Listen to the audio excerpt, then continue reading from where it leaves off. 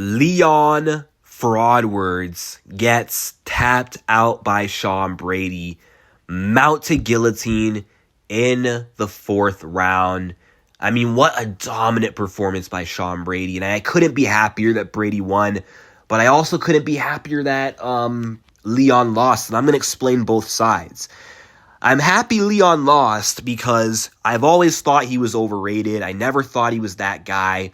His entire win streak leading up to, his title shot was fraudulent and padded. Never really had an impressive win on the way to the top. And also was extremely inactive on the way there. And then fluked his win of the title against Usman. Never should have won the belt, let alone defended it twice. I mean, Colby gave him that second defense, and Usman was just washed by the time the trilogy happened, and Leon KOing him kind of helped him win the trilogy. But also, I'm glad Leon lost, not just because I thought he was overrated, and tonight proves it, but Leon was talking so much shit ahead of this fight, overlooking Sean Brady, saying that when he wins this fight, that, he's gonna leapfrog Shaft Cat for the next title shot. Like, hell no, you're not. So I'm glad he didn't win because of that reason, but also he was disrespecting Belal Muhammad, even after Belal whooped his ass and embarrassed him and dunked him on his bald spot.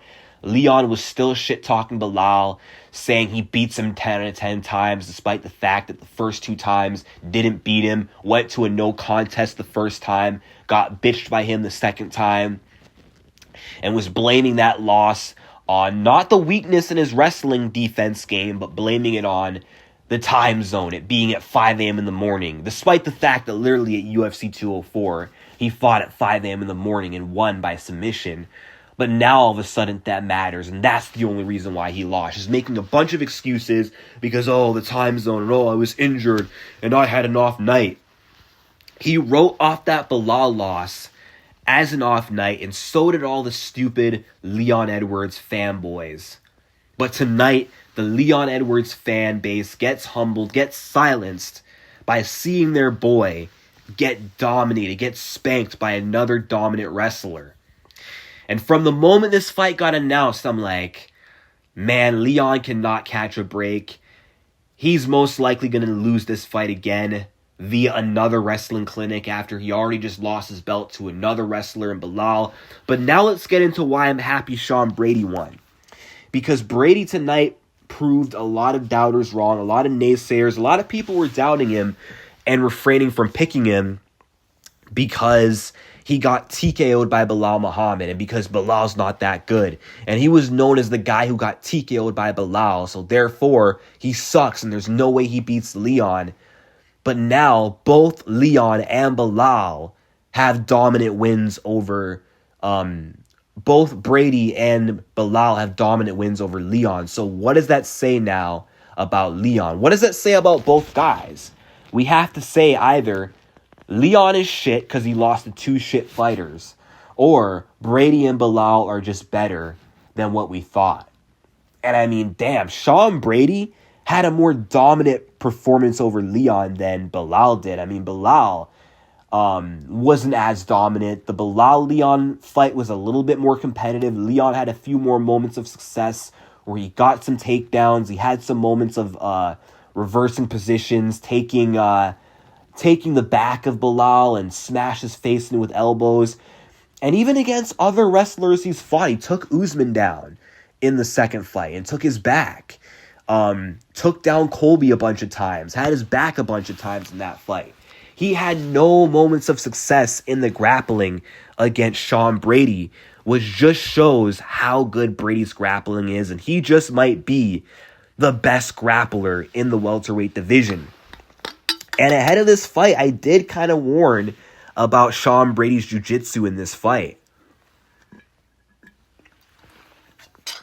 I did say ahead of this fight that Sean Brady, the one thing he has that Belal and Colby and Kamaru do not have is the threat of the submission. I mean, this guy literally out-grappled Craig Jones, which says a lot. And now he became the first man, I believe, to ever finish Leon Edwards in Leon's entire career. I mean, Leon has 5 losses, and 4 of them, and 3 of them were decision losses to Usman, Belal, and then he had 1 disqualification loss. Oh, yeah, Claudio Silva, I think that's his name, decisioned Leon Edwards in his UFC debut. So, yeah, Leon has never actually been finished before. Never. Never in his entire professional career has Leon Edwards ever been finished before.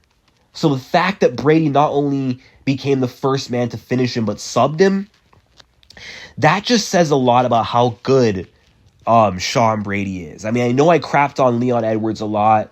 I don't think Leon is that guy. I think he's extremely overrated, but he is a former champion.